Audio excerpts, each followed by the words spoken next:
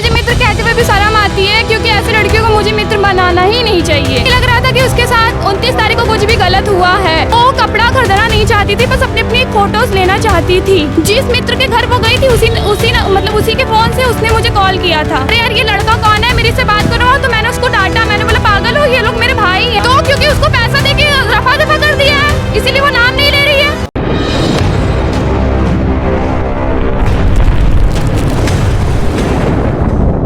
जी, मैं पीड़िता की मित्र हूँ, पर मुझे मित्र कहते हुए भी शर्म आती है, क्योंकि ऐसी लड़कियों को मुझे मित्र बनाना ही नहीं चाहिए।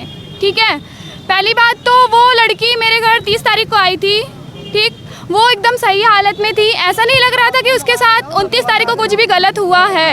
वो पीड़िता मेरे घर पे आई, बार बार मुझे हमेशा कह रही है चलो बाहर घूमने चलते, वो भी इतनी धूप में 1 से 1:30 बजे के करीब।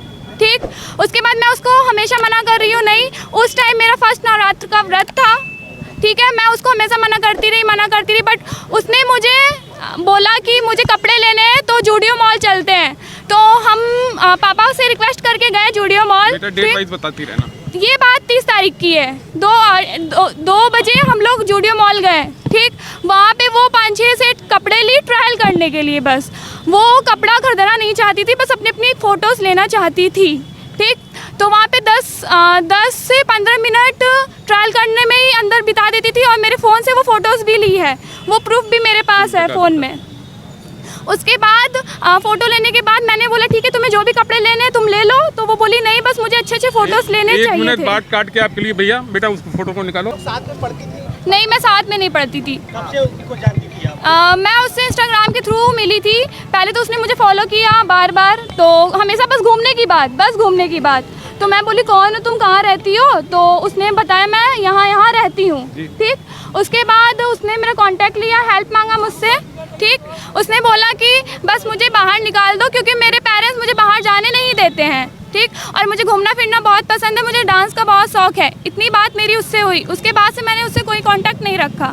इधर बीच वो एक अपनी दोस्त के साथ आई मेरे घर पे। मैं उस दोस्त का नाम नहीं बताना चाहती हूँ, पर वो आई मेरे घर पे, तभी मेरी उससे आखिरी मुलाकात हुई। उसके बाद भी वो 2 तारीख को और 3 तारीख को अपने एक मित्र के घर गई थी। जिस मित्र के घर वो गई थी उसी के फ़ोन से उसने मुझे कॉल किया था।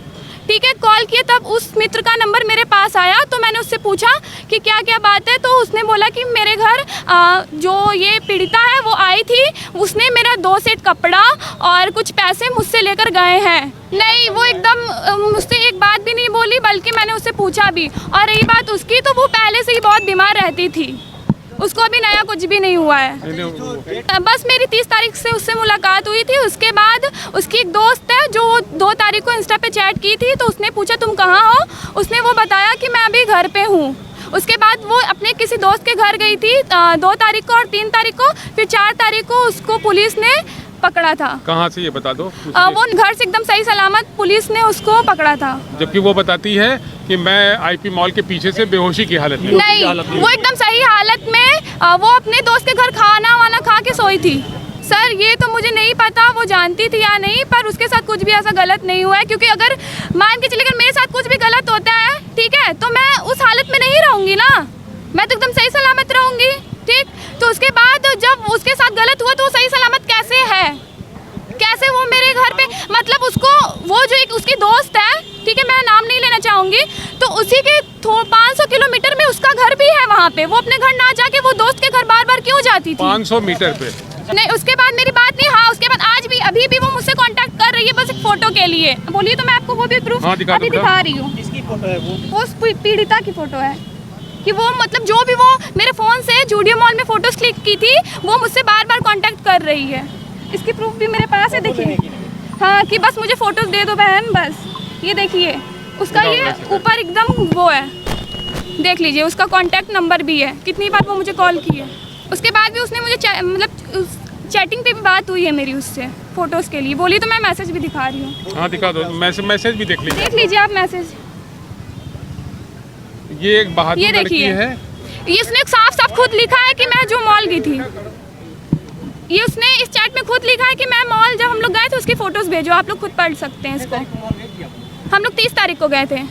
जी, वो एकदम सही हालत में थी, बस बार बार घूमने का नाम ले रही थी। हाँ, और उसने मुझसे ये भी बोला कि कैफ़े चलते हैं, और मैं तो कैफ़े वैफे जाती नहीं हूँ, बट उसने बार बार कैफ़े का ही नाम लिया है मुझसे। नहीं है सर, मैंने जैसा कि आप लोगों को बताया कि इंस्टाग्राम के थ्रू मुझे फॉलो करती थी, बस वो मुझे सही नहीं लगी, क्योंकि वो मेरे भाई लोगों को भी फॉलो करना स्टार्ट कर देती थी। और जब मेरे घर पे आई थी तो उसने मुझसे ये भी कहा कि अरे यार, ये लड़का कौन है, मेरे से बात करो। तो मैंने उसको डांटा, मैंने बोला पागल हो, ये लोग मेरे भाई हैं। और ऐसा ही चीज़ एक उसकी दोस्त है, नाम तो नहीं लूँगी, अपनी दोस्त से भी यही बात वो बोली। नहीं, एक मेरा भाई है राज विश्वकर्मा, उसको इसलिए फंसाई क्योंकि वो शादी करने के लिए बार बार बोल रही थी। अच्छा। हाँ, शादी का अगर कोई नहीं करेगा तो वो मेरे भाई को फंसा देगी क्या? वो 10 लड़कों से बात करे मतलब कि, और फिर उसके बाद मेरा भाई उससे शादी भी करे। इसी कारण उसने उसको ब्लॉक करके सब खत्म कर दिया, बट मेरे भाई का भी नाम लेके इसमें फंसा दिए।